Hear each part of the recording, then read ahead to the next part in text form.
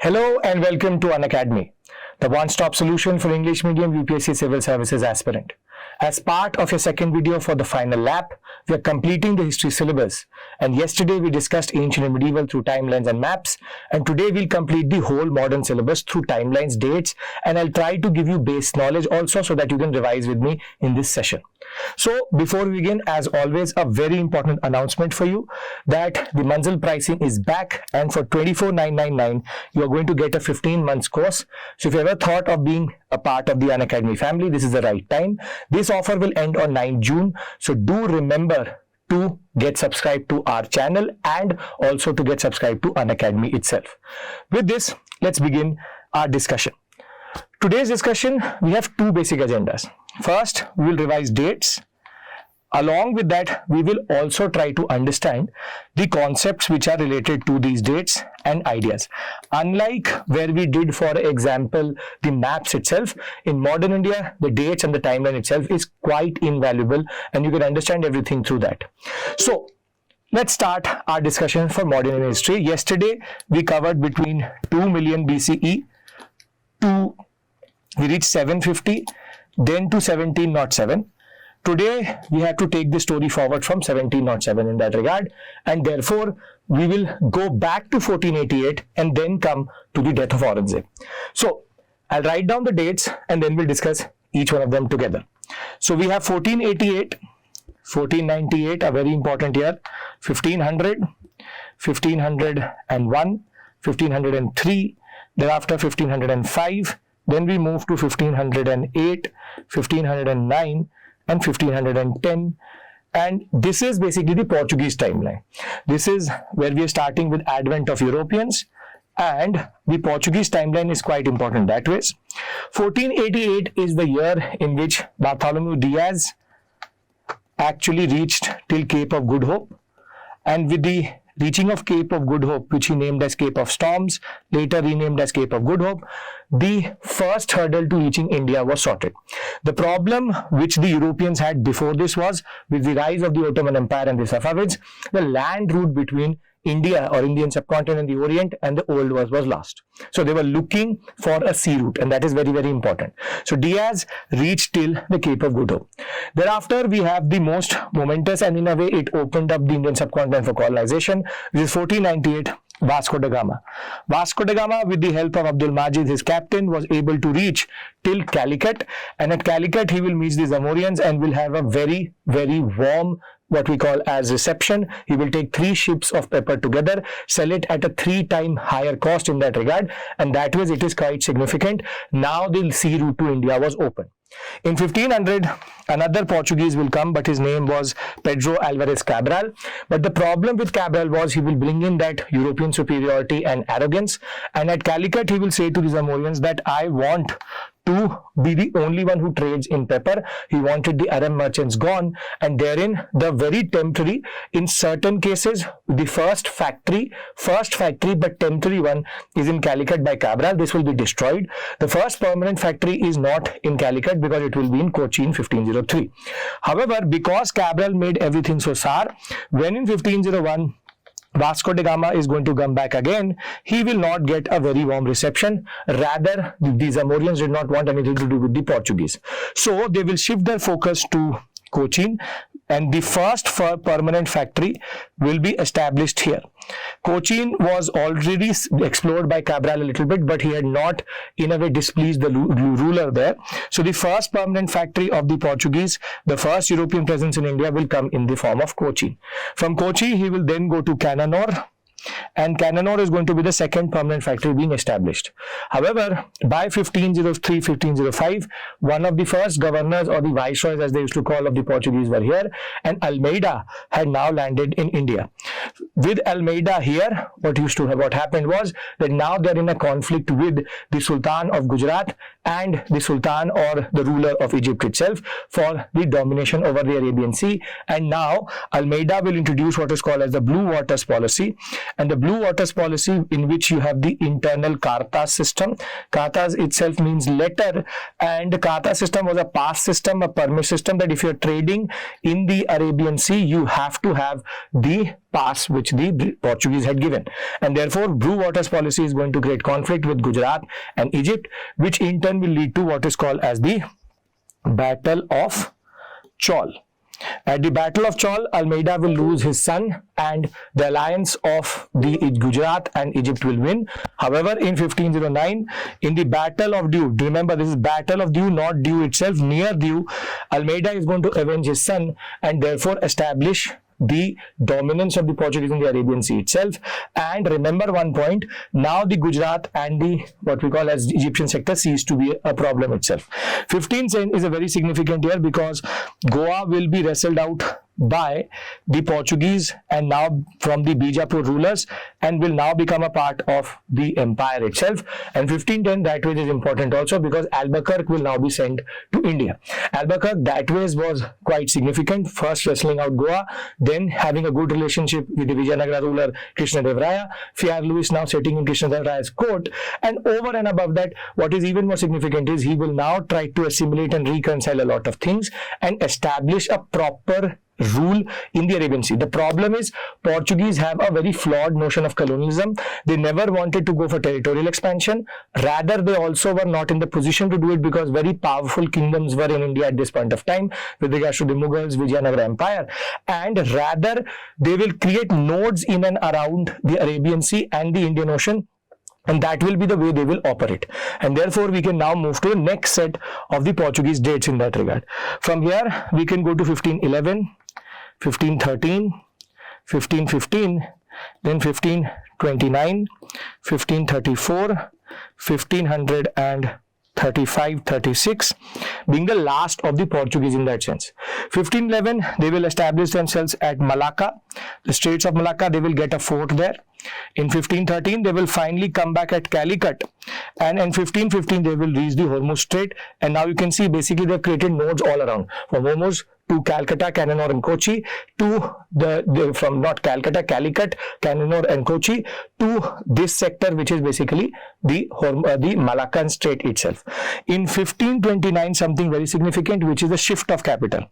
Shift of capital from Cochin to Goa, and now once they will come to Goa, they will remain here till 1961-62, which is the longest any European power has ever stayed.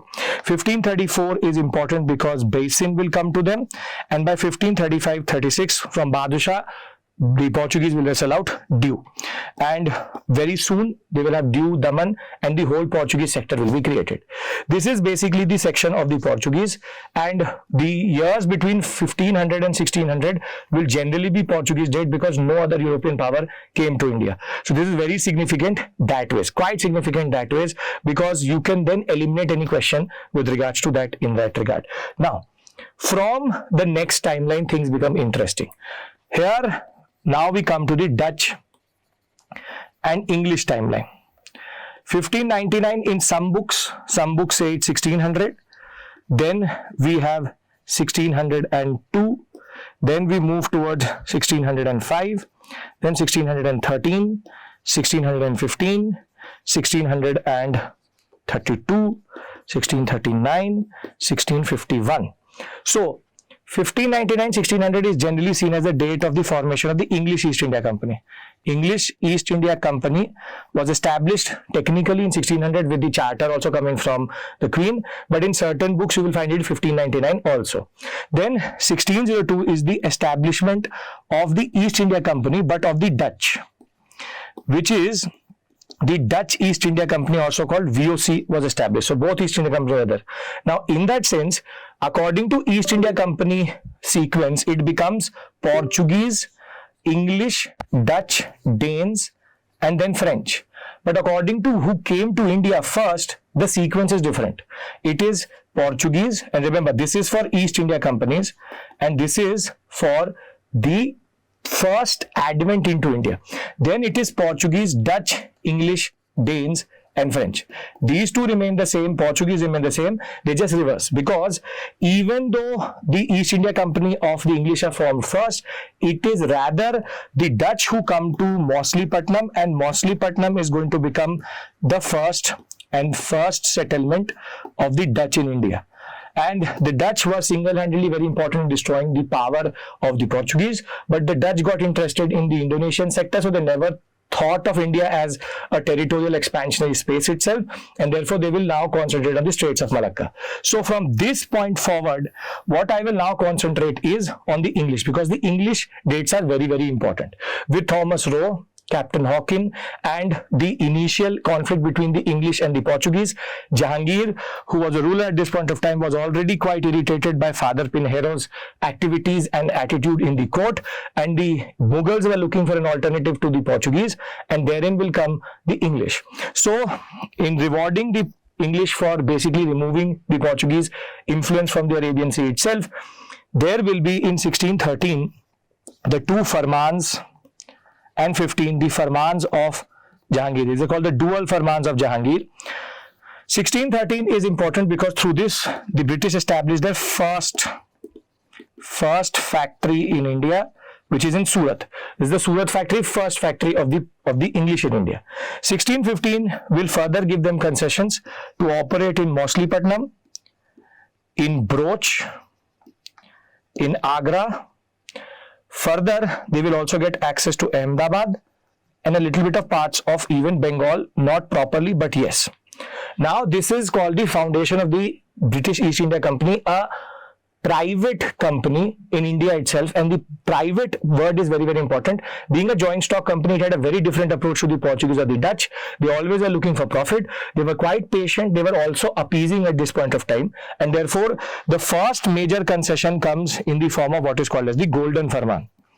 The Golden Farman of 1632, that way is quite important, because the Golden Farman is given by the Golconda ruler, and the Golconda ruler, in lieu of paying 500 pagodas per annum to the rulers of the Golconda itself, the East India Company got now duty-free trade in this area. So what they did, and this was the foolishness of the ruler itself, they increased the volume so much that this 500 pagodas was nothing. 500 pagodas was actually, pagodas is the currency of this sector, gold coins. 500 pagodas was calculated according to a certain volume. Now that volume has been made into multifold, and 500 is nothing for that. They will then take what is called as the Chandragiri concession from one of the rulers, local rulers, who was previously under the Mughals also, and Vijayanagara also. And Chandragiri concession, they will get Madras, which is modern day Chennai, as a rented property itself, and they will establish a proper fort here, Fort St. George. And now they will shift their what we call as center in the Bay of Bengal from Mauchlypatnam to Madras, and this will be quite significant that way, because now they have their own independent space and they don't have to share space with the Dutch, who are already there at Mauchlypatnam. Thereafter, 1651 is a very significant year, because the same story which happened in 32 is replicated in Bengal. This is called the Shah Shuja Farman, and in the Shah Shuja Farman, what happens is that Shah Shuja, one of the brothers of Aurangzeb and son of Shah Jahan, had given a concession to the British in Bengal now, that in lieu of payment of 3,000 rupiah, which is the silver coin itself, the same duty-free concept comes here, that they can basically trade in Bengal duty-free. This is seen as a very important inroad, because close to 60 to 70% of all trade of the English at this point of time was happening from Bengal itself. That is why quite significant in that sense. So Shah Shuja Farman and Golden Farman considered to be two foolish moves by Indian rulers, very myopic, very, very short-sighted in that regard, because the British will now start to misuse both these Farmans. Farman is an order given by a royalty or monarch at this point of time, or sultan in India itself. After this, they will become lucky, they will get lucky rather. 1661, 1668, this is related to the marriage between Charles and Catherine of Braganza. And in 1661, Bombay, which was a Portuguese colony, will be transferred from the Portuguese to the English in the dowry of Catherine of Braganza. And because the English crown had nothing to do with the Bombay sector itself. What they will do is in 1668, for 10 pounds rent, which is nothing, the crown will transfer Bombay from the crown to the East India Company. So the crown will transfer Bombay from them to the East India Company for a rent. And now what the British will do is that they will move out of Surat and make their headquarters in Bombay. This way you can see that their space has become complete in both sectors. Now in the East Coast and the West Coast, they have their own spaces. On the West Coast, they have the Bombay sector. On the East Coast, they have the Madras sector. Now, till this point, they have expanded and have become very significant. In between all of this, there will also be quite an interesting development. I'll write it separately. 1664, the French will now wake up and have their own East India Company, and they will try to establish, and basically their idea was that we will challenge the English in India. So in between all of this, the French will now create an East India Company, but totally public funded. Louis XIV was now paying for it. Nobody trusted the monarchy in France with their money, and therefore it's a properly non-private, public or governmental company. This is going to be quite significant in the story in that regard. Now, in the English story, there is a twist, and the twist is that between 1680, 1689, 1690 period, there will be a lot of conflict which will brew. In between all of this, the French will establish themselves in India, and that will be in Surat, and thereafter they will take Pondicherry. They will take by 1674. This is going to be quite significant in that regard. That is quite important in the larger context. So Surat was their first factory also, but quite late in that sense. But Pondicherry is the most important place where the French establish themselves. So 1664 they will establish themselves here, and 1674 they will establish themselves in Pondicherry. This is a very important moment. So the French come in between in this story. 1680, 89 and 90 is when Aurangzeb is going to get activated. Aurangzeb is going to get activated, and now he started to see that the British were misusing the Farman, and the Aurangzeb conflict with the British will come through. By 1689, the issue had become so big that basically there is a breakdown of all forms of what we call as communication. Aurangzeb will capture all the British colonies, or we want to call factories, and what will happen is in 1690 the British will pay 1.5 lakh rupees to Aurangzeb, and thereafter take back everything. Aurangzeb will pardon, and in 1691 he will restate Shah Shuja's Farman, and therein lies the story of India.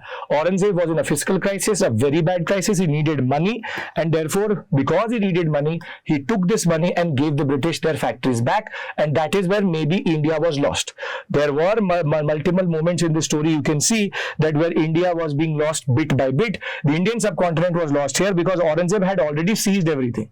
But very simply because Aurangzeb was on a fiscal crunch, he will take this money, pardon, and recode. But the most important part of the story, which is the advent of Europeans, is 1717, which is called Farrukh Siyar Farman. Farrukh Siyar Farman. This is quite significant that way because Farrukh Siyar Farman is called the Magna Carta of the British East India Company in India. Why do I call it the Magna Carta? Magna Carta is basically referring to their unwritten constitution, because here he will basically sell off India properly. Farrukh Siyar, one of the weak successors of Aurangzeb. If you don't know the weak successors, this is a very important acronym for you. Baja Faramu Al Shah Akba. This is to learn all the weak successors: Bahadur Shah, Jahandar Shah, Farrukh Siyar, Raifuddin, Muhammad Shah Rangila, Ahmad Shah, Alamgir, Shah Alam II, Akbar II, and Bahadur Shah Zafar. You can learn this like this. It will help you in understanding. Baja Faramu Ahal Shah Akba. Now, Farrukh Siyar, as you can see, third ruler, is going to be quite foolish, and he will then in Bengal reinstate for the same 3,000 rupees. but he will now give Surat for 10,000 rupees. Surat will be also made a duty-free port. But the worst of the worst is the concept of Dastak. Dastak, where the British could now transfer all of these privileges further to anybody, which could be a bait given to anyone in India itself, and they will also be given the right to minting, which is they could mint their own currency, and that would be equal to British. What we call as British currency would be equal to Mughal currency. This is quite significant, that was minting. This is where maybe the sovereignty of Farrukhsiyar itself had faded, and you can't give a private company the right to mint money which will have equal value or what we call as legal tender as the Mughal currency itself. So Dastak, Surat, Bengal, everything else is again reinstated, wherein the Madras sector and the what we call as Chandragiri Farman is re-quoted again, and that way Farrukhsiyar gave a lot of concessions. So what we've completed till this point is the first subsection. This is called Advent of Europeans, and starts with the Portuguese, goes into in between the Dutch story, and then 13, 15, 32, 39, 51, important. 61, 68, 89, 90, 91, 17, 17, generally considered important. You can take this detour away. What is equally important in 1698, Calcutta is established by taking 3 villages together, and therefore Calcutta was also there. The Bengal stronghold of the British is properly there. Now, with this, we believe that the advent of Europeans is completed, and now the story shifts away from this towards what is called as British expansion. Now, in expansion, you can't obviously learn each of these exact dates of the what we call as wars, but I'll give you a trick here. See, 1740 is the first such war they will fight, which is the First Carnatic War. First Carnatic War actually will be from 46 to 48, but the trigger will be in 1740, which is First Carnatic War, and the Austrian War of Succession, which is 1740 to 48, last 2 years. Now, from 1746 to 48, which is the First Carnatic War, till the point we come till the 1820s. We come to the 1820s, we have the Carnatic, the Maratha, the Mysore, and the Sikh wars. In between, they will also fight in Bengal, and that is quite significant for us. But remember, if you will start to learn the dates of each one of them, you will actually go mad. I will rather give you a very interesting trick, and you will realize it, that is the way you actually are able to put them in chronological order. That is the only way UPSC can ask a question. The trick here is Bengal, everybody should know generally. I'll talk about it separately. 1757, which is Plassey, and 1764-65, which is Buxar, grant of Diwani through the Treaty of Allahabad, that I will separately discuss with you right now. But just to remember, see, the way you remember the wars is simple. C, my, ma, S. It's very simple. Carnatic, first, second, third.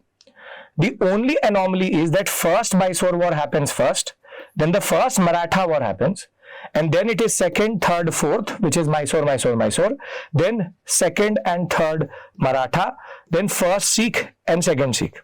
So basically what you have to remember is Carnatic, Mysore, Maratha, Sikh, and Bengal comes here, B. So you can add Carnatic, Bengal, Mysore, Maratha, Sikh, both of them, which is Plassey and Buxar here.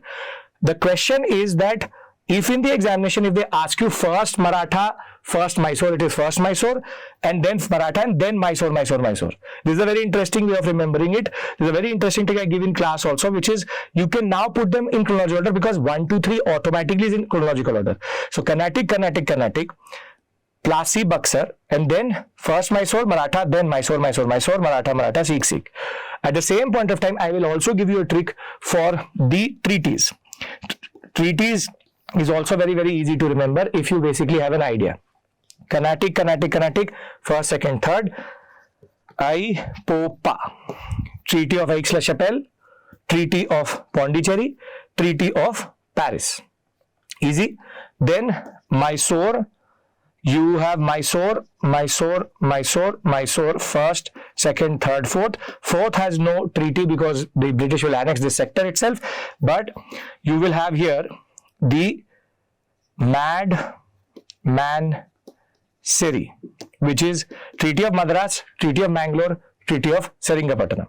Then Marathas, Maratha, but Maratha third does not have anything. Here in first Maratha you have three wars together, which is three treaties together. Purandar, Vadgaon, Salbai is the most important, Puvasal, and this is Ba, which is Basin, Treaty of Basin, through which subsidiary lands will be given to the Marathas. I'll give you a trick for the Marathas also. And when it comes to Sikh, there is only Treaty of Bhairoval and then Treaty of Lahore. Lahore and Treaty of Bhairoval are the two ones which are there, only related to the first Sikh war. So Lahore and Bhairoval. Now, for the Marathas, you should also remember one very interesting peculiarities. Maratha, you have to remember the sequence of the Peshwas. So, for the sequence of the Peshwas, you should remember Balaji Vishwanath, Baji Rao, then Balaji Rao. So, Balaji Vishwanath, Baji Rao, Baji Rao, they are then becomes the recurring. Madhav Rao, because after the third battle of Panipat, Sadashiva Rao Bhau and Vishwas Rao were dead. So Madhav Rao, regent was Raghunath Rao, removed. Then comes Narayana Rao. Narayana Rao is killed by Raghunath Rao. Raghunath Rao becomes now the Peshwa. The Bharbai conspiracy under Nana Fadnavis will happen. They will remove Raghunath Rao and appoint Madhav Rao II as the Peshwa. And then as soon as they will remove Raghunath Rao, he will go to the British, into what is called as the British for help, Treaty of Surat as it is called. Under Treaty of Surat, now the British were basically staring at the Marathas, waiting for them to implode, and this is the implosion moment when Raghunath Rao will give them an internal, what we call as access itself. This is basically the tricks which will help you answer most of the questions with regards to war. The anomaly of Mysore Maratha, the Madman Seri, the Aipopa and Puvasal Basin. This will again help you remember the treaties itself, and the way Peshwas are, you should also remember this. Balaji Vishwanath, Balaji Rao, then thereafter Madhav Rao, Narayan Rao, Raghunath Rao, then Madhav Rao II. So this is the area where you can't really follow the dates. You should just go by the basic sequences. This will help you, because by 1820s they will properly establish themselves, and there will be also in the background what is called as the Afghan wars which will start. There will be fighting in the Bhutan sector, in Nepal sector, in the Ahom and the Assam sector. That is a separate issue altogether. Now, in between all of this, we forget 3 to 4 what is called as constitutional moments. Constitutional history, which is important for the company Raj itself, which is we have 1774, 1784, then we have 1793, then 1813, 1833, and then 1853.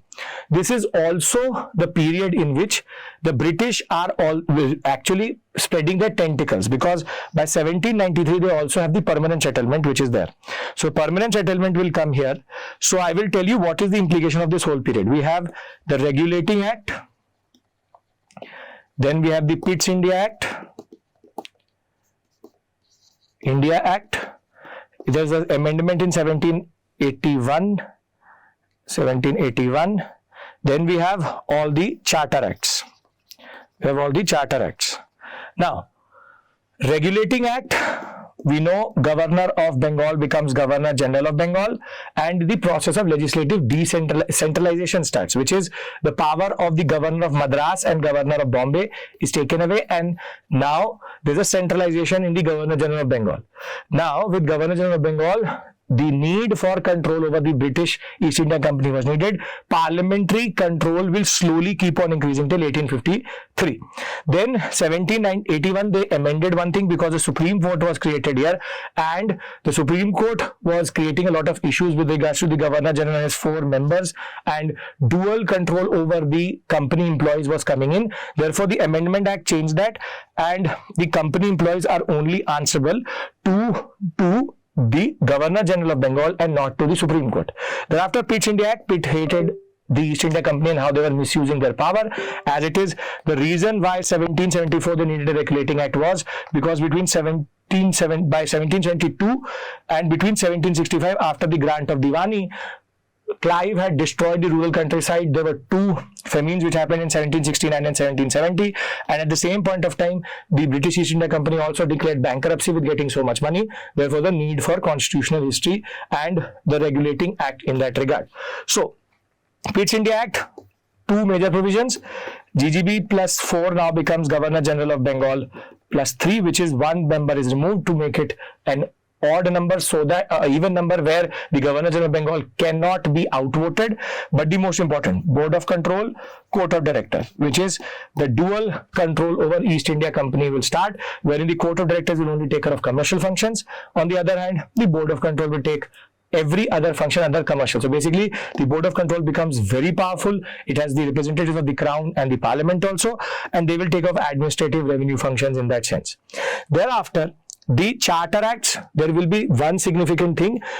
The monopoly was on what is called the Charter, gave them the exclusive right to basically operate in India or in the East Indies or east of the Cape of Good Hope. The East India Company had a monopoly. No one else could actually operate here. And therefore, the monopoly issue will now become problematic with Adam Smithian notion of laissez-faire politics, and the invisible hand will come in. And here, though, they will have India monopoly also and China monopoly also, which is the monopoly over trade. No other British actor or British merchant could operate in India during the before 1793. Then the Indian monopoly will go away and Chinese monopoly will still remain in 1813 with the victory of the laissez-faire politics itself, and the Napoleonic continental blockade had created a problem. Then both the monopolies will be lost in 1833, with China also opened up for the what we call as each and every Britisher, British merchant of any Britisher now. Basically, anybody could operate in the East Indies or east of Cape of Good Hope. Whilst all of this is happening, 1793, 1813, 33, and they have their own peculiarities also. For example, 1793, for the first time, the East India Company is asked to pay 5 lakh pounds out of, after paying everybody dividend profit to the Parliament itself. Quite significant that ways. Further legislative centralization is happening in the Governor General of Bengal. 1813 is known for a very significant phase. We have 1 lakh rupees allocated for education, missionary being allowed to come into India. And now the Governor General and the governors, if they actually want a law to be passed, they have to first send it to the governors, will send it to the Governor General of Bengal. From Governor General of Bengal, it will be sent to the Parliament. So the British Parliament will basically take a call if the act is good enough or not. And in 1833, Governor General of Bengal will become Governor General of India, and that will be a very significant moment in that regard, with proper subordination of the governors of Bengal and Madras and Bombay itself. And more than that, now the Governor of Bombay, Madras and Bengal, the office of the Governor of Bengal is created separately. Now there's one office called Governor General of India. They can only propose laws. Basically, provincial or presidency governors can only propose laws to the Governor General of India, and Governor General of India will then basically think about it. He will have his own understanding. His law member will take a call and then send the law to the British Parliament itself. 1853 is important for two reasons. Open competition in IPS, not in IPS but ICS. You have open competition in ICS, plus the Legislative Council and the Executive Council of the Governor General of India will be created, which is quite significant. Now there's, because they're legislating for all of India itself, so the or British India in that regard, the idea was that he needs to have a dedicated Legislative Council rather than just having one law member. So the concept of GGI with two councils, executive and legislative, is something which comes from here. This basically marks more or less for us, because the 1858 Act will come after the revolt of 1857, the end of the crown, end of the what we call as company phase. Now, very important point, this is also the period in which education policy, land revenue policy, commercialization, deindustrialization, all is happening in the background, which is land revenue, commercialization, deindustrialization, drain of wealth, famine after famine will keep on happening. So the disastrous impact of British rule on the economy of the Indian subcontinent itself. Further, through education policy, there will be a certain dilemma and turmoil within the colonial state itself. The Orientalists versus the Anglicanists or the Utilitarians. The Utilitarians will win in 1833 with the Minute of Macaulay, which in turn will lead to English education being introduced. The idea was very simple. Education played a certain role in the larger understanding of the ideologies of the Raj, because the Orientalists wanted to mask colonialism, not touch anything generally, and not fundamentally change anything. But the problem is then you can't exploit India properly, because the tools or the apparatus of rule which was already there is not there for exploitation but for governance. So the utilitarians said that we need to fundamentally change everything, and through education we will indoctrinate Indians so that there's a certain loyal section of educated Indians who can protect colonialism. That is where the middle class intelligentsia will rise. And in education then you have the commissions. So you can remember that for that Vohura Sad Har Sir, which is Wood's Dispatch, Hunter Commission, Ray Commission, Sadler Commission, Hartog Commission, and Sargent Commission. These are the commissions of education. So basically, I'm trying to consolidate the company phase by saying that the company properly exploited, did not care about famines, drain of wealth was happening through multiple channels, commodities trade, the home charges itself, further dividend, investments, and the looting and the bribes which has been taken, and therefore economically disastrous impact. Over and above that, we have this parliamentary control coming in. From this point forward, all of this culminates in the revolt of 1857. As we know, the revolt of 1857 was a moment, a flashpoint in which the grievances, political, which is anger and frustration over how the East India Company was using subsidy lands and doctrine of lapse, economic, which is the disastrous impact itself, the rising religious anxiety and fear because of the Lex Loci Act and what they were doing in socialist reform movement. Socialist reform movement is happening in the background also in this, and further the idea of the grease cartridge, the military changes, the fact that they were not being given batta, they were asked to use go abroad itself, and standardization of the army, all will come together to create a flashpoint, and that flashpoint will be 1857. 1857, a restorative what we call as revolt, not a rebellion, not a mutiny. Mutiny, if we call it, it is a certain trap we fall into with regards to how Kay and Mallison and the British wanted us to understand 1857. It's a restorative, it is more than a mutiny, less than a war of independence, because there's no idea of nationalism here, but it is a restorative because they were trying to bring in the old world. A restorative revolt of 1857, and therein lies our transition, and this is where the company rule ends, and we are now going into the crown rule period. In the crown rule period discussion, we have to understand from 1858, which is Government of India at 1858, now the years will spread up and become more. 60% of all questions come from this area. Whatever I've discussed with you till this point, 40 to 45% of the questions, 60 to 65% of the questions come from here, which is what is quoted in the UPSC syllabus properly as the Indian national movement, which is 1885 onwards. So you have 1858, 1861, this is Government of India Act 1858. This will change the structure. Governor General of India will also get one more title, Viceroy, and now the ICS will report to the Queen Victoria's proclamation, wherein she will say we will not annex, we will respect, we will not do religious changes, and basically the concept of paramountcy will come in through the concept of Governor General, the Government of India Act 1858. Now, between 1858 and 1861, now things are becoming interesting, because the British now want to change their approach towards India and argue that we are trying to see, because the white man's burden with regards to that we are morally here, we are here for the women, that was taken away because of the social reform movement. They needed a justification to be here, so they now start to do a drama of what is called as representative government given to the Indians, and therein lies the Indian Council Act. Indian Council Act 1861 is that way significant because now it opens up a new arena and we start to now get the concept of PLCs, which is provincial legislative councils. This is also the process of legislative decentralization. If legislative centralization had been happening till 1858, which started in 1774, this is centralized decentralization, because the governor's powers to make their laws have been given back, which is governor now has a PLC under him, provincial legislative council, and the council of the viceroy is now called central legislative council. So we have CLC under governor general and viceroy. He has CLC plus his executive council, and further you have the provincial legislative councils at the level of the what we call as provincial level or presidency level. Now this act is also significant because 3 Indians for the first time, all loyalists, were now associated with the Central Legislative Council, and now the British are looking to create a new mask, which is that we are trying to create a representative government in India.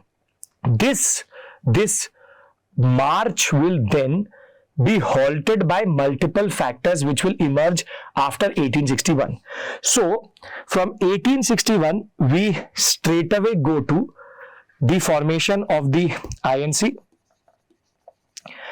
and from the formation of the INC in 1885, this period is where the economic nationalist argument starts to come in. Dadabhai Naoroji, G.V. Joshi, R. Siddharth, and M.G. Ranade now are destroying the other argument which was there for the British, which is that we are here to develop India.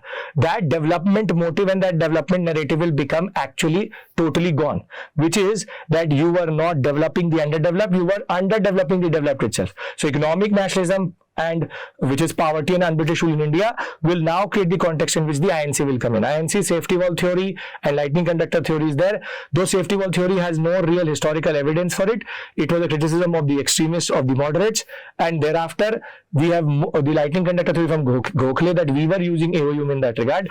But INC should be seen as a culmination of the pre-INC associations such as the East India Association, the Indian League, the concept of Madras Mahajan Sabha or Pune Sarjanik Sabha, which was there. So it's a culmination point. So we should not look at it through the perspective of just safety valve and lightning conductor. That was, it is quite significant and important in that regard. Now from here on, the dates become a little bit messy, and there are a lot of dates in that sense. We will start from 1897. What I'm trying to do is I'm bringing in the revolutionaries timeline plus the timeline of the Swadeshi movement together to create a what we call as integrated timeline in that regard. So you have 1897, then you have 1899, then you have 1902, then you have 1903, 1904, 1905, 1906, 1907, 1908, 1909, 1911, 1912, 1913, 1915, 1914. Now this is where there's a multiplicity of timeline. What I will do is first I will fill in the revolutionary timeline. So 1897 is the Chapekar brothers.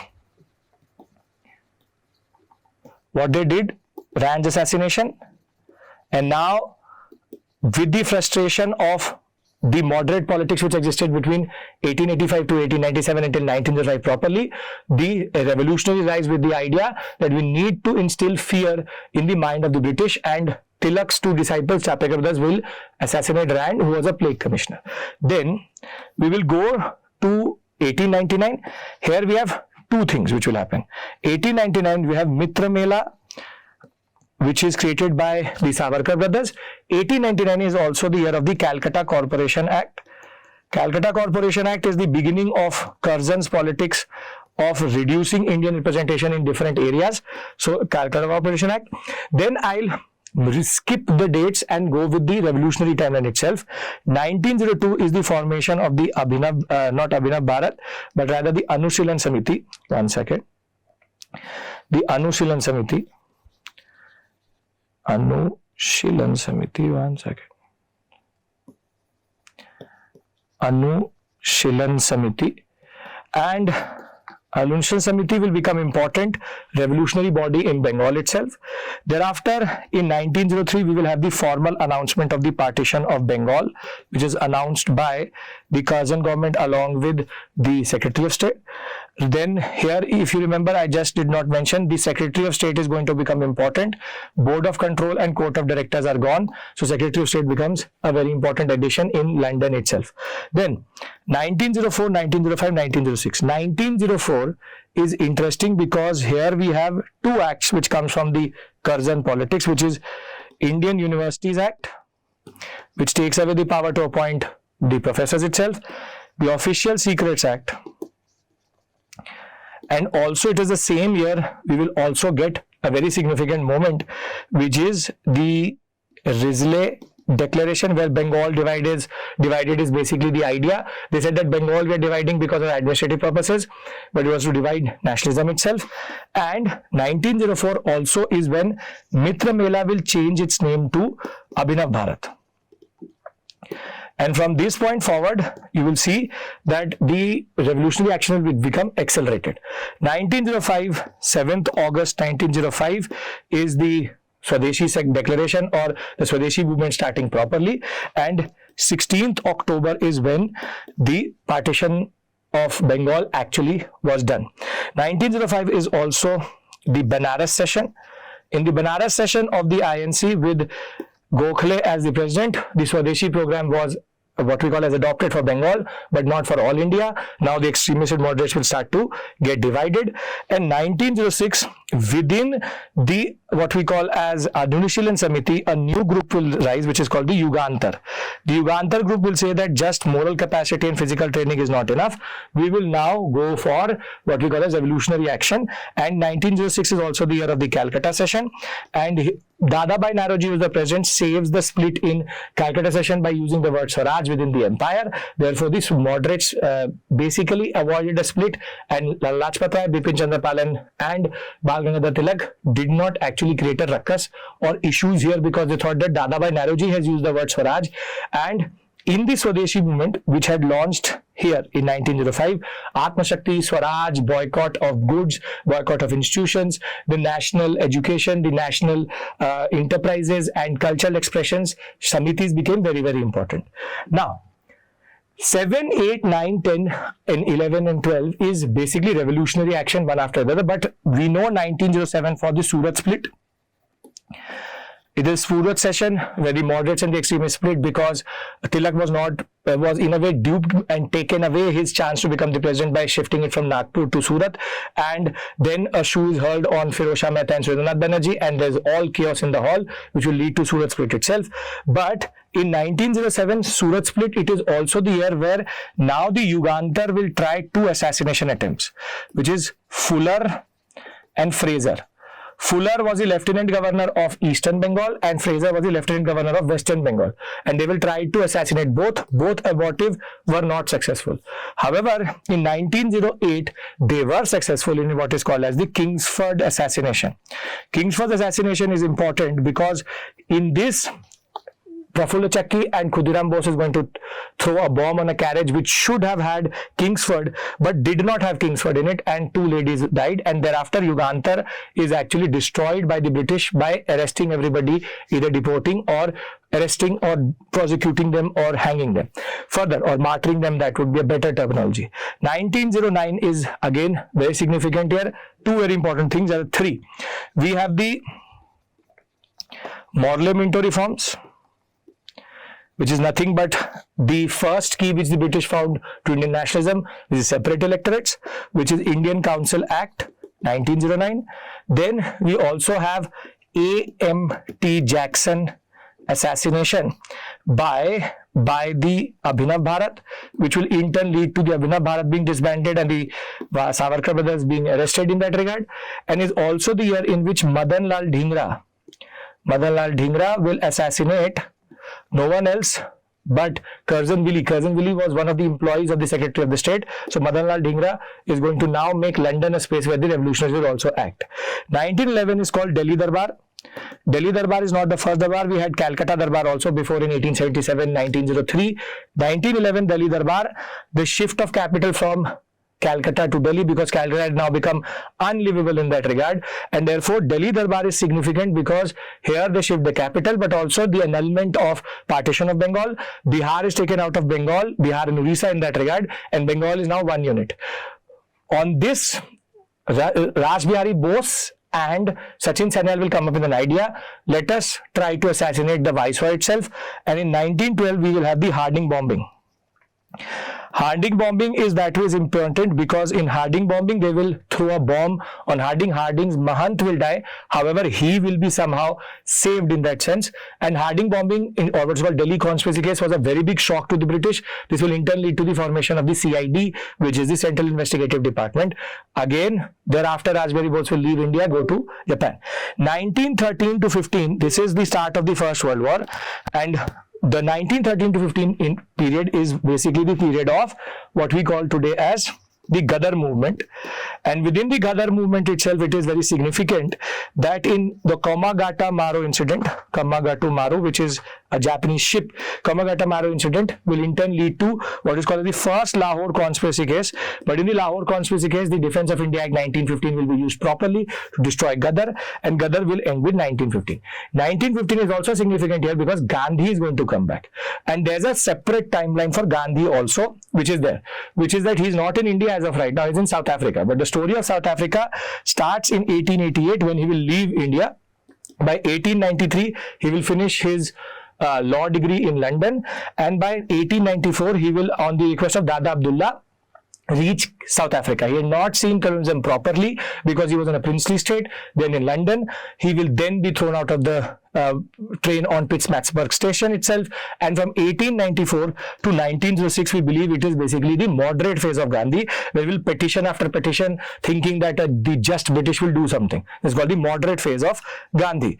Thereafter, 1906 to 1915 is the Satyagraha phase of Gandhi, where we will develop non-cooperation, civil disobedience, jail bharo, fasting, timing, and over and above that, the concept of Satyagrahi, Ahimsa in that regard. The triggers here is there is a RIPM, which is Rest in Peace Mahatma, which is Registration Act, thereafter Immigration Act, thereafter Poll Tax, and then the last but not the least, which is the Marriage Act. That will in turn lead to him to become much more radicalized than what he was in the moderate phase, and that radicalization is basically the concept of Satyagraha. And then on 9th January 1915, Pravasi Bharatiya Divas, he will land in India. And that is where Indian nationalism will move out of the moderate 1885 to 1905, 1905 to 1915 period to now the Gandhian phase. Now, in 1915, 1916, 1917, 1918, 1919. I'll stop at 1919 because 1918 I have to bifurcate it. 1915 is quite significant because he comes back. He will say, I will not join anybody. And then 1916, he will start to travel India itself. So Gandhi is traveling in 1916, using the railways to see India, the concept of Gandhi Darshan. 1916 is also the year of the Home Rule League. Home Rule League of Tilak and Annie Besant will start. More than that, the bifurcation, because nobody trusted Annie Besant, not the Tilak supporters in that regard, Home Rule League, but is also the period of the Lucknow Pact. Lucknow Pact, where the moderates will now bring back the extremists, and there is the split of Suez split of 1907 is undone, and also the Muslim League, which had been formed in 1906, comes together with the INC Muslim League Pact, 1916. Now, 1917, 18, 19, 1917 we have Champaran. Here we have Kheda and then Ahmedabad, and Gandhi has now proven that his Satyagraha methodology works. It's a very significant development vis-a-vis Indian nationalism because he had proven that the idea works. Now, 1917 is also the year of what is called as the Montague Declaration. Montague Declaration was very significant. If somebody asked, Montague is basically the Secretary of State, Morley was the Secretary of State, Minto was the Viceroy. If somebody asked Morley that what is the purpose of being in India, it was to rule India.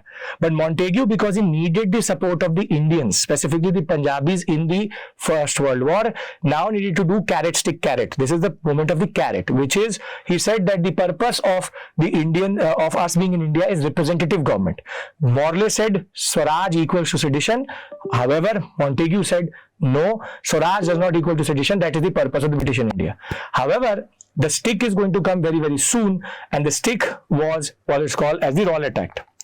Rowlatt Act, see, with 1918, the First World War will end, and Sidney Rowlatt will be given this question that should Defence of India Act 1915 be extended? And the idea was yes, because it had suspended habeas corpus. You could be jailed 2 years without trial. Executives have too much power. Over and above, no vakil, no dalil, and no appeal. And on mere suspicion, you could be picked up. And the police had the authority to not even use the sections of the Indian Evidence Act. Therefore, he says, yes, let us go for the extension. Now comes Rowlatt Act. Now, there are two stories here which will go parallelly together. One is the Rowlatt Act story. The other one is the non-cooperation story. Rowlatt Act story is very simple. On 6th April 1919, he will say that let's go for an all India Hartal. Went well, people were still doing violence. Not everybody is too convinced with Gandhi's methodology and don't know also. On 10th April, what we have is called Amritsar violence, in which large-scale violence will happen in Amritsar. Punjabis were very, very angry that they did not get anything out of this whole process itself, and that they had contributed quite a lot to the First World War, and it got in the end Rowlatt Act itself. 13th April is the story of Jallianwala Bagh. Jallianwala Bagh will be the darkest moment in Indian history itself, where close to 2,000 people will be shot by Dyer, and they were all non-political and did not know what was happening in Amritsar on 10th April, and therefore Jallianwala Bagh. And on 18th April, Gandhi is going to withdraw the Rowlatt Satyagraha itself. This is the first story. Hunter Commission, thereafter the Congress Commission, darkest moment, and the British now showed their real face. Gandhi gives Kaisar-e-Hind, Rabindranath Tagore gives up the knighthood itself. That was quite significant in that regard. Now, the parallel story here is what will happen after the First World War, which is in 1919 we had the Treaty of Versailles. With the Treaty of Versailles being there, the Versailles, Germany is very badly humiliated, and one of the losers was also the Ottoman Empire or Turkey, and therefore the ruler of the Ottoman Empire is the Khalifa. Khalifa basically is the political and religious leader of Muslims all across the world, and the idea was that the British are going to do something with the Khalifa similar to what they had done with the Germans, and therefore the Khilafat movement will start across the globe. Specifically in India, in 1919 and 1920, it was the Ali brothers, Shaukat Ali and Muhammad Ali, who had become very, very significant in developing the Khilafat movement. Khilafat movement, Gandhi saw an opportunity, Punjab wrongs, plus the Khilafat movement could undercut the 1909 Act, separate electorates, bring Hindu Muslims together, and now Gandhi starts to pacify and try the INC to absorb the Khilafat movement. And All India Khilafat Committee, he was already the president. He wanted both to go together and have a one very good large scale movement itself, which is called non-cooperation. Now, 1st August, Tilak will die. One of the biggest ardent opposition to the idea that Khilafat should be absorbed is Tilak. 1st August, Tilak will die. In turn, 31st August, Gandhi will be able to convince the INC to informally endorse Khilafat, which is all same programs as Swadeshi, except for one, which is boycott of the Indian legislative councils also, which is very, very significant. 1st August, 31st August, September of 1920, we will have what is called as the special session in Calcutta, where there's a formal endorsement of the INC. And in December of 1920, we have the most celebrated Nagpur session of the INC, where the INC will give up its constitutional means of agitation to extra-constitutional. Further, the idea that we will now go for provincial, what we call as 3-tier system, 4 ANA's membership. So there will be the AICC, or what is called as the Congress Working Committee, then Provincial Working Committee, and last but not the Ward Working Committee. This is considered a very big point because now the INC has given up its conservatism. Now further, when we go to 1922, 23, 24, 25, we are slowly moving towards independence. 26, 27. Yes, we have 1922, movement was heating up, Chauri Chaura, and which will in turn lead to, from Chauri Chaura, it will in turn lead to the arrest of Gandhi itself. He will stop the movement. He wanted to avoid another Jallianwala Bagh with what had happened in Chauri Chaura. 1923 is from where the Swarajist and no changes issue comes in. Swarajists want to enter the councils, what had been boycotted since the NCM. No changes say that constructive work. 1923, 1st January, we have the Congress Swarajya Party developing. Further, with the development of the Congress Swarajya Party, the idea was Swarajists, if they move out of the INC, the no changes, there will be a split. So there's a compromise which is called the September 1923 compromise, where the INC allows the Swarajists to fight the elections from within the Congress itself. Then further moving forward in this story, what is the story is that we have Gandhi in jail.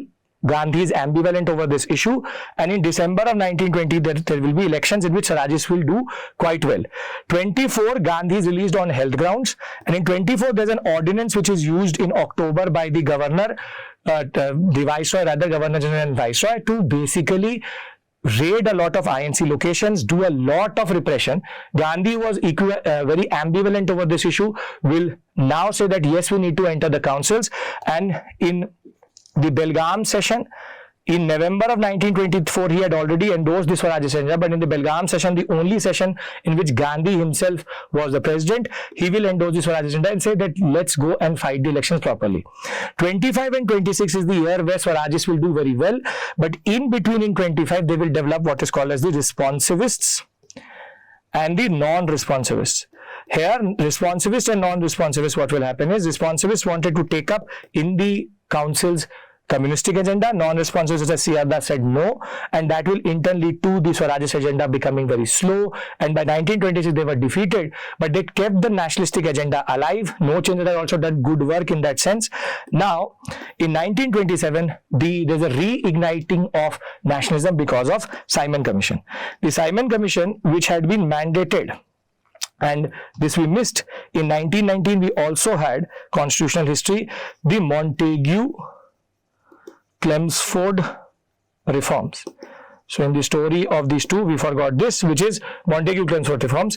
And during the Montagu-Chelmsford reform or the Government of India Act 1919, we have the concept of diarchy, legislative, jurisdictional, reserved and transferred, and bicameralism, which was introduced. So within the 1919 Act, it was said that after 10 years, we'll check if the Government of India Act 1919 is working or not. It had to come in 1929 because of Swarajist, it came in 1927. Bicameralism, diarchy, High Commissioner's Office, which was created in London, plus women getting voting rights, plus the idea that the Public Service Commission should be established and reserve transferred, and the governors of the provinces also getting executive council, is something which is a very important concept. Executive council, because reserved concept cannot work if there's no executive council at the provincial level in that regard.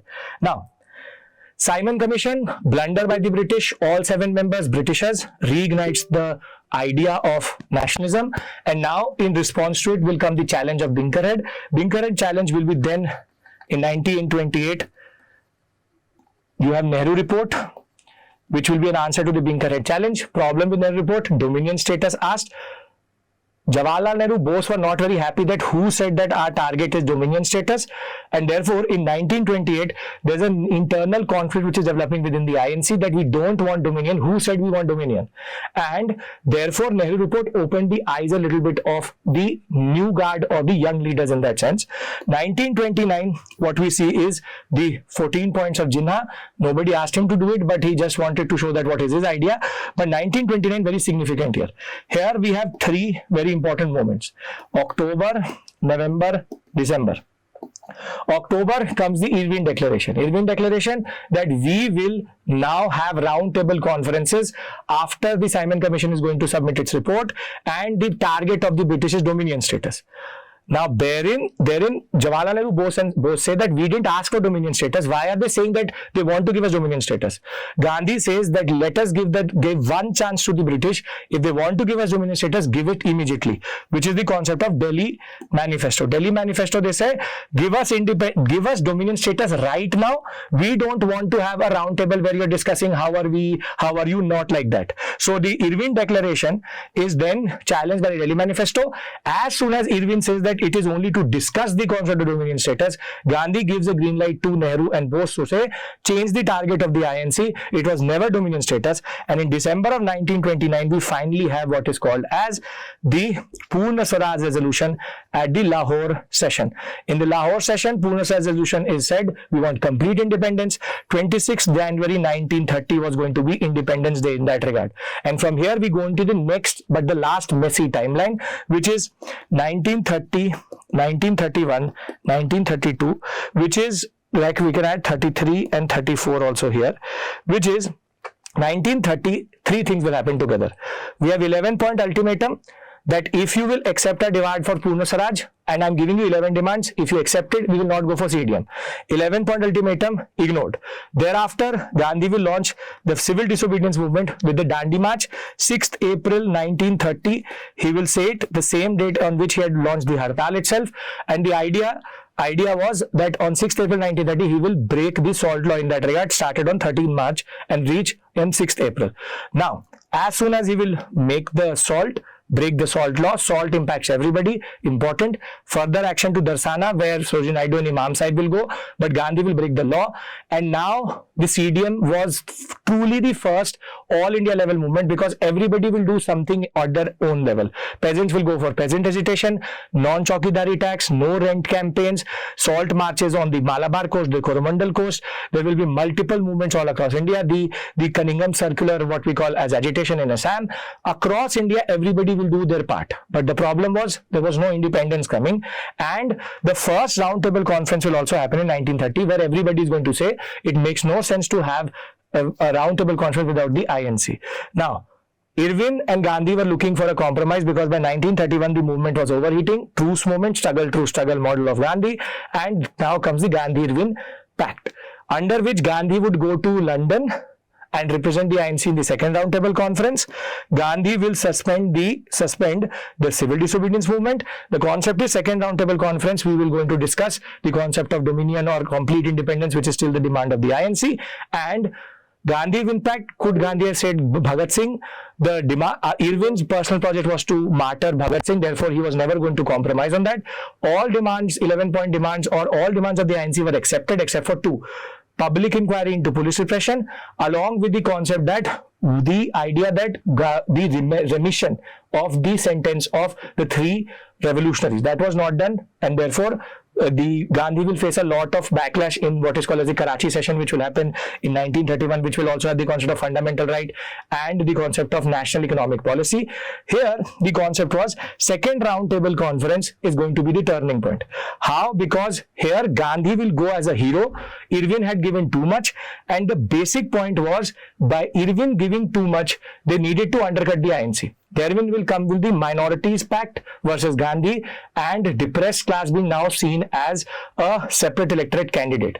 And therefore, Gandhi will come back because there will be a deadlock. 1932, Gandhi will restart the movement, but by 33 he will suspend it. 34 he will stop it and go into his Harijan campaign. 32 we will also have the third roundtable conference. Along with that, what is even more significant is 1932 you have the Pune Pact, based on the McDonnell Award, where depressed classes were given separate electorates. Gandhi did not like it. He's fast in Nidarwa jail. Dr. Ambedkar then conceding. Pune Pact will in turn remove or say that depressed classes are not asking for separate electorates. Their seats will be increased, but the idea was we will still keep reserved seats for them. They should not be seen outside Hinduistic society, not a separate part of the civilizational understanding itself. Then 33 Harijan campaign. 34 we have the concept of CDM phase 2. So we have phase 1 here, phase 2 suspended. Now we go into the last phase now, which is 1935, 1938, 1939, 1940, 35 Government of India Act 1935, All India Federation never came into existence, Hierarchy at Center never came to existence, provincial autonomy, Hierarchy at provinces removed, the concept of what we call as Railways Authority, Burma removed, and 11 provinces are there. Bicameralism at the provincial level also. Government of India Act 1935. 1938-39 is important, which is the Haripura and the Tripuri session. Haripura-Tripuri session known for the Gandhi and Bose conflict, where Bose is going to actually give up the presidentship and leave the Congress fold itself. For Gandhi, Bose was too radical and too left-leaning in that regard, which will in turn lead to this conflict. 1940 and 1939, September we already know, Second World War will start, and 1940 we will have the August Offer. August Offer was the first olive branch which was given by Linlithgow and Churchill to bring in the INC into the fold of the war cabinet itself, and August Offer said dominion within the empire, plus, understand this point, dominion within the empire, and we will have a constituent assembly mainly of Indians, which meant nothing, and therefore nobody accepted the August offer, and it was seen as a dead letter already. Thereafter, we move into 1941, 42, 43, 44, and we'll keep 45 for the other slide, but 1945 I can add here. 1941. 41 is individual satyagrah and the Atlantic Charter itself. Gandhi was being pleaded by the INC that start a movement. He was not starting a movement. Individual satyagrah was a very half-hearted attempt he studied. 1942 is Cripps mission and the Quit India movement. Now, Cripps mission, dominion outside India. For the first time, India was allowed to leave the Commonwealth or the empire.